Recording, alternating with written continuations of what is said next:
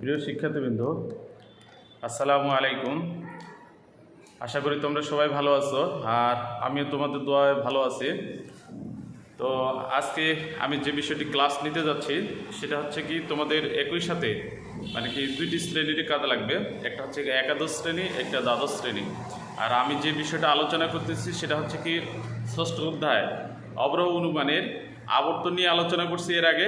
আজকে আলোচনা করব প্রতিবর্তন নিয়ে, অর্থাৎ প্রতিবর্তন একাদশ শ্রেণীরও প্রয়োজন আছে, দ্বাদশ শ্রেণীরও প্রয়োজন আছে। তো উভয়ে তোমরা ক্লাসটা মনোযোগ সহকারে দেখার চেষ্টা করবা। তো আমরা জানি যে আমাদের যুক্তি বাক্য হচ্ছে চারটা।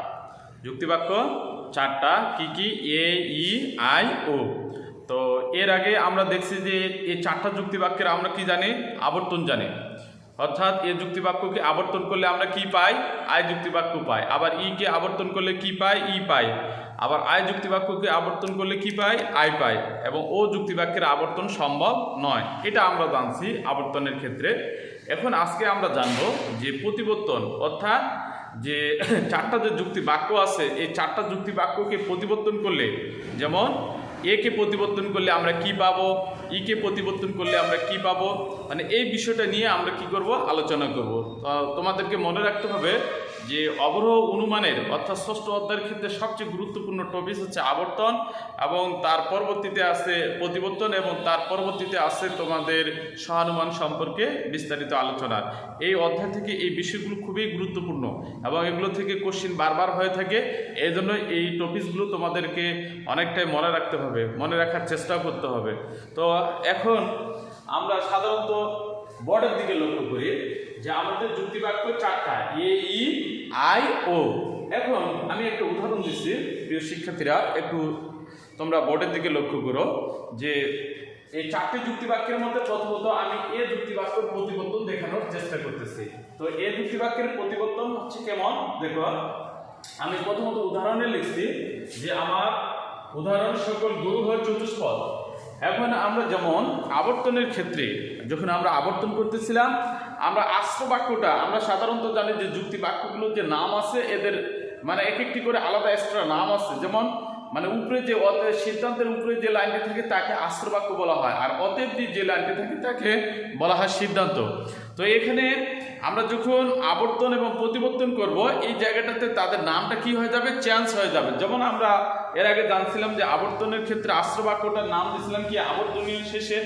কিন্তু প্রতিবর্তনের ক্ষেত্রে আশ্র বাক্যটার নাম হবে কি? প্রতিবর্তনীয়। প্রতিবর্তনীয়। এবং সিদ্ধান্তটার নাম হবে প্রতিবর্তিত সিদ্ধান্তটা। তাহলে তোমরা দেখো আশ্র বাক্যর নাম হচ্ছে কি? প্রতিবর্তনীয়, এবং সিদ্ধান্তটার নাম হচ্ছে কি? প্রতিবর্তিত। এখন আমরা এই প্রতিবর্তনের নিয়ম অনুসারে আমরা কি করব? প্রতিবর্তন করার চেষ্টা করব। তাহলে আমি কোন যুক্তি বাক্য নিয়ে প্রতিবর্তন করতেছি? এ যুক্তি বাক্য নিয়ে। এখন এ যুক্তি বাক্যের প্রতিবর্তনের সংজ্ঞা কি বলতেছে, একটা সংজ্ঞাটা দেখার চেষ্টা করি। সংজ্ঞাটা হচ্ছে বলতেছে যে অমাধ্যম অনুমানে একটি প্রদত্ত বাক্যে, যে অমাধ্যম অনুমানে তোমরা আবারও লক্ষ্য করো এখানে অমাধ্যম কথাটা আবারও আসতেছে। অমাধ্যম কথাটা কেন আসতেছে? যে আমরা সাধারণত জানি যে অবরোহ আমরা যখন অনুমানকে ভাগ করি, অনুমান প্রধানত দুই প্রকার, অবরোহ আর আরোহ। আবার অবরোহ অনুমান ফের আবার কয় প্রকার? দুই প্রকার। কি কি? মাধ্যম আর অমাধ্যম। আবার বলা হচ্ছে যে অমাধ্যম অনুমান ফের আবার কয় প্রকার? 10 প্রকার। তার মধ্যে থেকে আবর্তন প্রতিবর্তন। এই কারণে আমাদেরকে মাথাটাকে টানতেছে, এইভাবে সিরিয়াল অনুপাতে আসতেছে। তো এই জন্য এখানেও এভাবে বলা হচ্ছে যে অমাধ্যম অবরোহ অনুমানে একটি প্রদত্ত বাক্যের, প্রদত্ত বাক্য মানে কি? সাধারণত অর্থাৎ যে উপরে বাক্যটি দেওয়া আছে একটি প্রদত্ত বাক্যের বিধেয়ের বিরুদ্ধ পদকে। আচ্ছা, আমরা এখন প্রিয় শিক্ষার্থীরা তোমরা একটু বোর্ডের দিকে লক্ষ্য করো। আমরা সাধারণত জানি যে আমাদের একটি যুক্তি বাক্যে দুটি পদ থাকে, একটা উদ্দেশ্য আর একটা হচ্ছে কি? বিধেয়। এখন বলতেছে সংজ্ঞার মধ্যে বলতেছে যে অমাধ্যম অবরোহ অনুমানে একটি প্রদত্ত বাক্যের, প্রদত্ত বাক্য মানে কি? যে যুক্তি বাক্যটা দেওয়া আছে একটি প্রদত্ত বাক্যের বিধেয়ের বিরুদ্ধ পদকে। তাহলে আমরা এই যে দেখলাম যে এই যে এইটা চতুষ্পদটা হচ্ছে কি? আমার বিধেয়। চতুষ্পদটা হচ্ছে কি? এই যুক্তি বাক্যের বিধেয় পদ। এই বিধেয় পদটাকে কি করতে হবে? সিদ্ধান্তের বিধেয় হিসাবে ব্যবহার করতে হবে। বলতেছে যে অমাধ্যম অবরোহ অনুমানে একটি প্রদত্ত বাক্যের বিধের বিরুদ্ধ পদ বানাতে হবে। তাহলে এই যে চতুষ্পদ পদটা আছে এটা আমাকে কি করতে হবে, সিদ্ধান্তের বিধের জায়গায় নিয়ে আসতে হবে। শুধু নিয়ে আসলে হবে না, যেমন এখানে আছে চতুষ্পদ, এই চতুষ্পদটাকে কি বানাতে হবে, ও চতুষ্পদ বানাতে হবে। তাহলে এখন তোমরা লক্ষ্য করো, তাহলে এখানে দেওয়া আছে চতুষ্পদ আর এটাকে বানালাম ও কথাটা দিলাম, বিরুদ্ধ কথাটি হয় তার সামনে যদি ও কথাটা যদি আমরা যুক্ত করে দিই তাহলে কি হয়ে যায়, সেটা বিরুদ্ধ হয়ে যায়। অর্থাৎ বিরুদ্ধ মানে কি, তার সাথে দ্বন্দ্ব।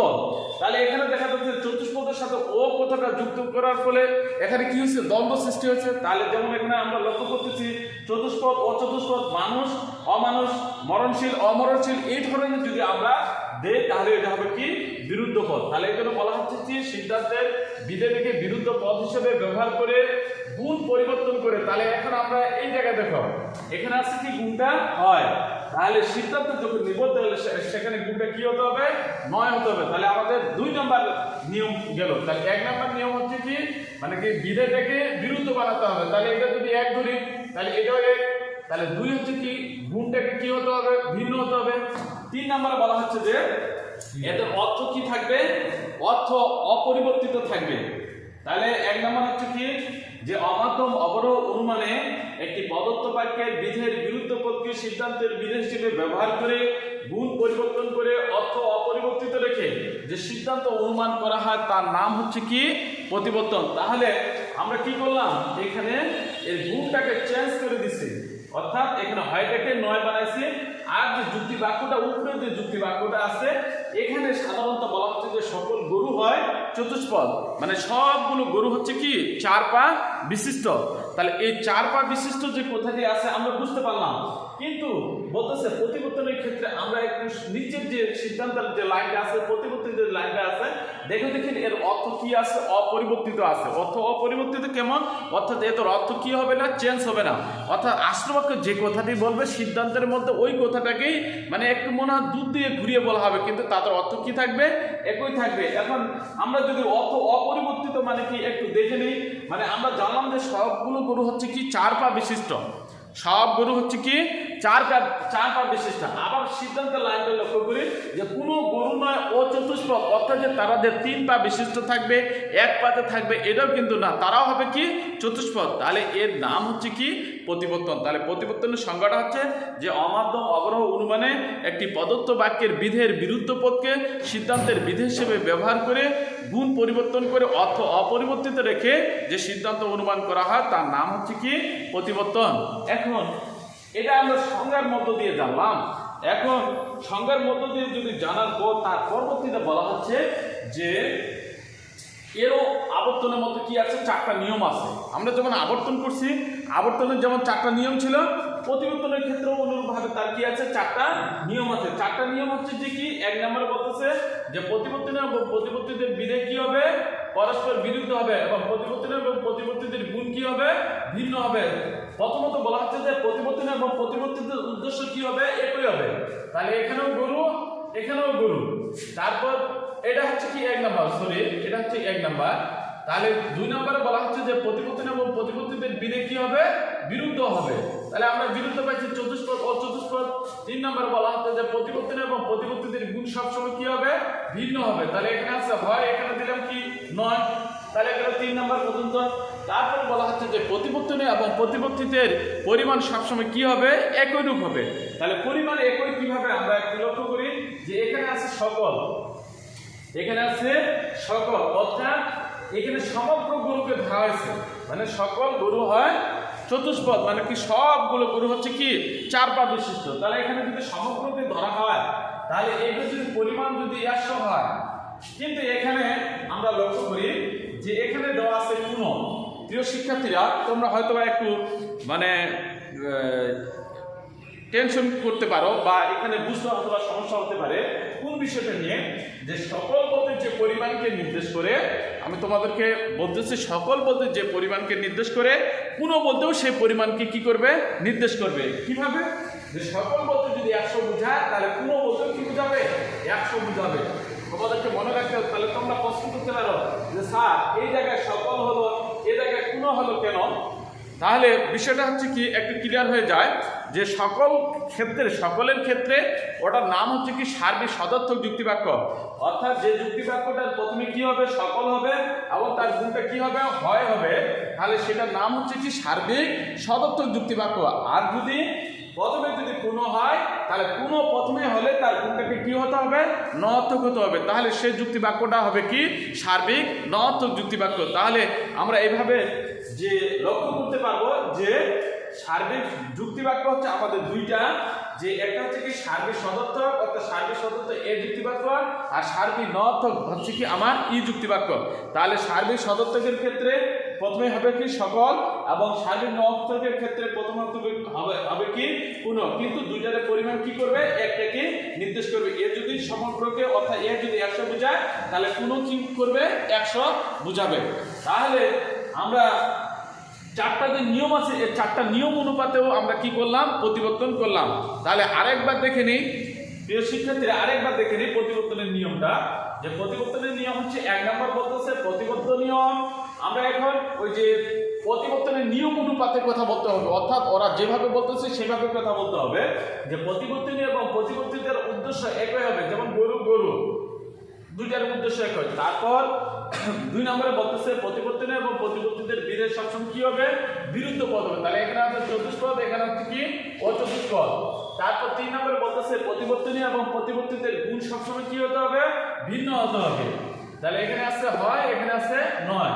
তারপরে বলবো যে 4 নম্বরে বলতেছে প্রতিবর্তনী এবং প্রতিবর্তিতের পরিমাণ সবসময় কি হবে একই রূপ হবে। তাহলে এভাবে চারটি নিয়মের মধ্য দিয়ে একটা যুক্তিবাক্যকে কি করা যায় প্রতিবর্তন করা যায়। এখন আমরা যে প্রতিবর্তন জানলাম, এখন এই প্রতিবর্তন জানার পর মানে এখন আমাদের যদি কোশ্চিনে এভাবে আসে, মানে ওখানে যে কোনো উদাহরণ দিয়ে বলবে এই যুক্তিবাক্যটি কি করা প্রতিবর্তন করো, বা ওটা ধরতে হবে উদাহরণটির মধ্য দিয়ে ওটা কোন যুক্তিবাক্যকে নির্দেশ করতেছে এবং ওই যুক্তিবাক্যটার কি করতে হবে প্রতিবর্তন দেখাতে হবে। তাহলে একটা যুক্তিবাক্য যদি এইভাবে নির্দেশ করে তাহলে প্রতিবর্তনের কিন্তু ব্যাখ্যা আছে। কেমন ব্যাখ্যা? যে এ যুক্তিবাক্য আমাদেরকে এইভাবে ব্যাখ্যার দিকে আসতে হবে।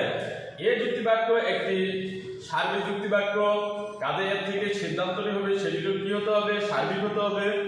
আবার এ যুক্তিবাক্য একটি সদর্থক যুক্তিবাক্য, কাজে এর থেকে যে সিদ্ধান্তটি হবে সেটিকে নঅর্থক হতে হবে। প্রিয় শিক্ষার্থীরা একটু মনোযোগ সহকারে বিষয়টি বোঝার চেষ্টা করো যে এখানে নিয়মের কোনো পরিবর্তন ঘটবে না। নিয়ম যদি কখনো পরিবর্তন করে দাও অর্থাৎ প্রতিবর্তনের ক্ষেত্রে যে নিয়মগুলো আছে এটা যদি একটা চেঞ্জ হয়ে যায় তাহলে কিন্তু মিলবে না। তাহলে আমরা 1 নম্বর যে এ যুক্তিবাক্যের প্রতিবর্তনের ব্যাখ্যার দিকে যাচ্ছি। যে এ যুক্তিবাক্য একটি সার্বিক যুক্তিবাক্য, কাজে এর থেকে যে সিদ্ধান্তটি হবে সেটিকেও সার্বিক হতে হবে। এর কারণ হচ্ছে যে আমাদের 1 নম্বর নিয়মের মধ্যে বলা হচ্ছে যে এদের পরিমাণ উভয়ের কি হতে হবে একই রূপ হতে হবে। এখন যদি সিদ্ধান্ত মানে নিতে গিয়ে পরিমাণ যদি এদের উভয় যদি একই যদি না হয় তাহলে ফের আবার সমস্যা দেখা দিবে, তাহলে ওটা কিন্তু প্রতিবর্তন হবে না। প্রতিবর্তনের যে 4টা নিয়ম আছে নিয়মগুলোকে লঙ্ঘন করবে। তাহলে 1 নম্বর। 2 নম্বরে বলা হচ্ছে যে প্রতিবর্তনী এবং প্রতিবর্তিতের গুণ সবসময় কি হতে হবে ভিন্ন হতে হবে। এর কারণ হচ্ছে কারণ এখানে 3 নম্বরের মধ্যে বলা হচ্ছে যে তাদের গুণ সবসময় কি হতে হবে ভিন্ন হতে। তাহলে আমার এই যুক্তিবাক্য হচ্ছে কি সদর্থক যুক্তিবাক্য, তাহলে প্রতিবর্তন করতে গেলে সিদ্ধান্তটা হবে কোন যুক্তিবাক্য নঅর্থক যুক্তিবাক্য। তাহলে বলবো যে তাদের গুণ কি হতে হবে ভিন্ন হতে হবে। তাছাড়া উভয়ের উদ্দেশ্য মানে এখন বলতেছে গুণ ভিন্ন, তাছাড়া এ বাক্য এবং মানে ই বাক্যের উদ্দেশ্য তাদের কি হবে একই হবে। তাহলে দুজনের উদ্দেশ্য কি গরু গরু, কিন্তু তাদের শেষ ক্ষেত্রে বলা হচ্ছে যে কিন্তু তাদের বিধেয় পরস্পর কি হবে বিরুদ্ধ হবে। তাহলে পরস্পর বিরুদ্ধ মানে কি এখানে দেওয়া আছে চতুষ্পদ, আর এটাকে যদি আমরা মানে বিরুদ্ধ বানাই তাহলে সেটা হবে কি অচতুষ্পদ। তাহলে এইভাবে প্রতিবর্তন মানে কি 4টা যুক্তি বাক্যের প্রতিবর্তন করে দেখাতে হবে। আমাদের কোশ্চিনে শুধু জাস্ট যুক্তি বাক্যগুলো দেওয়া থাকবে, ওখানে বলবে যে এটা কোন যুক্তি বাক্য তার কি দেখাও প্রতিবর্তন দেখাও। তাহলে 1 নম্বর শুধু আমি এ যুক্তি বাক্য দিয়ে তোমাদের প্রতিবর্তন দেখানোর চেষ্টা করলাম। এখন যে আর যে পরে যে 3টি যুক্তি বাক্য আছে 3টি যুক্তি বাক্য বিশেষ করে যেমন তাহলে এখন আমরা এ যুক্তি বাক্যের প্রতিবর্তন করলাম, তাহলে এ যুক্তি বাক্যকে প্রতিবর্তন করলে করলে স্বাভাবিকভাবে আমরা কোন যুক্তি বাক্য পাচ্ছি? ই যুক্তি বাক্য। এখন যদি এটাকে যদি অল্টারনেট করে দিই, অল্টারনেট করলে আমি যদি ই যুক্তি বাক্যের পরিবর্তন করার চেষ্টা করি ই বাক্য, তাহলে ই বাক্য দিয়ে প্রথমত আমার প্রথম কি লিখতে হবে? কোনো। এখন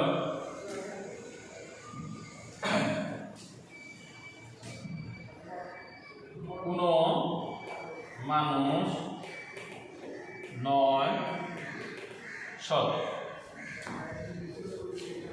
আচ্ছা, এখন এটাকে আমরা যদি প্রতিবর্তন করি তাহলে আমরা এই যুক্তি বাক্য পাবো। তাহলে এই যুক্তি বাক্য পেলে আমাদের প্রথমে দিতে হবে কি? সকল। তাহলে সকল মানুষ হয় অসৎ।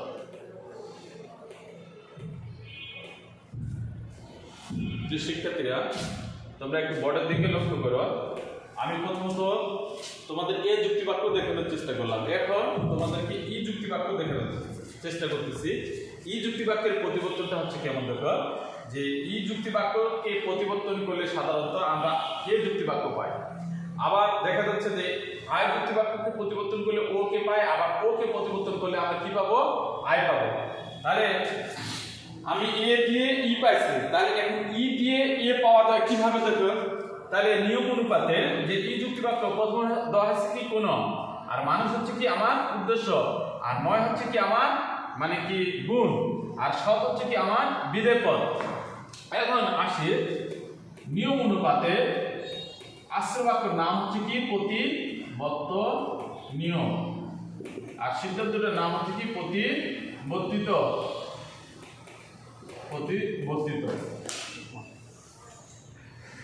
এখন আমরা চারটা নিয়ম অনুপাতে কি করব? প্রতিবর্তন করব। চারটা নিয়ম অনুপাতে কেমন? প্রথমত বলা হচ্ছে যে প্রতিবর্তনীয় এবং প্রতিবর্তিতের উদ্দেশ্য কি হবে? একই হবে। তাহলে দেখো এক নাম্বার নিয়ম, এখানে আছে মানুষ, এখানেও কি মানুষ, তাহলে এক নাম্বার নিয়ম গেল। তারপর দুই নাম্বার নিয়ম বলা হচ্ছে যে প্রতিবর্তনীয় এবং প্রতিবর্তিতের গুণ কি হবে? প্রতিবর্তনীয় এবং প্রতিবর্তিতের বিদেশ কি হবে? বিরুদ্ধ হবে। তাহলে এখানে আছে সৎ, এখানে কি দেওয়া হচ্ছে? অসৎ, তাহলে বিরুদ্ধ। তিন নম্বরে বলা হচ্ছে যে প্রতিবর্তনীয় এবং প্রতিবর্তিতের গুণ সবসময় কি হবে? ভিন্ন হবে। তাহলে এখানে আছে নয়, এখানে আছে হয়। তারপর চার নম্বরে বলা হচ্ছে যে প্রতিবর্তনীয় এবং প্রতিবর্তিতের মানে পরিমাণ সবসময় কি হবে? একই রূপ হবে। তাহলে এখানে আছে কোনো, এখানে হচ্ছে সকল। তাহলে কোনো বলতে যা বোঝায়, কোনো বলতে যদি 100 বোঝায়, তাহলে সকল বলতে কি বুঝাবে? 100 বুঝাবে। তাহলে পরিমাণ কি? একই। তাহলে ই যুক্তি বাক্যকে প্রতিবর্তন করলে আমরা কি পাচ্ছি? এ যুক্তি বাক্য পাচ্ছি। তাহলে এখন আবারও ব্যাখ্যার দিকে আসি, যে ব্যাখ্যাটা হবে এমন যে ই বাক্য একটি সার্বিক মহত্ব যুক্তি বাক্য, কাজে এর থেকে যে সিদ্ধান্তটি হবে সেটিকে সার্বিক সদস্য হতে হবে। অর্থাৎ তাছাড়া ই বাক্যের বিধেয় পদ আছে সৎ, এটাকে কি করতে হবে? বিরুদ্ধ বানাতে হবে। এটাকে কি দিলাম? অসৎ। তারপরে বলতেছে 4 নম্বর একটা নিয়ম আছে, তাছাড়া এই বাক্য এবং এই বাক্যের উদ্দেশ্য মানে পরিমাণ তাদের সবসময় কি হতে হবে? একই রূপ হতে হবে। তাহলে পরিমাণ এখানে কোনো, আর এখানে পরিমাণ হচ্ছে কি? সকল, অর্থাৎ পরিমাণ তাদের একই। এইভাবে প্রতিবর্তনের নিয়মগুলো হয় এবং এভাবে প্রতিবর্তন করতে হয়। তাহলে আমরা আজকের প্রতিবর্তনের নিয়ম দেখলাম, অর্থাৎ আমাদের যুক্তি বাক্য মূলত 4টা। এইভাবে আমরা যদি নিয়ম অনুপাতে একটা নিয়ম যদি জানার চেষ্টা করি তাহলে বাকিগুলোর ক্ষেত্রে আমাদের একই নিয়মে কাজ করলে কোনো সমস্যা হবে না। তাহলে আমরা প্রথমত আজকে দেখলাম ই কে প্রতিবর্তন করলে আমরা কি পাচ্ছি? এ কে প্রতিবর্তন করলে আমরা ই যুক্তি বাক্য পাই, এবং ই কে প্রতিবর্তন করলে আমরা এ যুক্তি বাক্য পাই। তো প্রিয় শিক্ষার্থীরা, আমরা আজকে প্রতিবর্তন নিয়ে জানলাম এবং পরবর্তীতে আমরা স্বানুমান সম্পর্কে জানবো।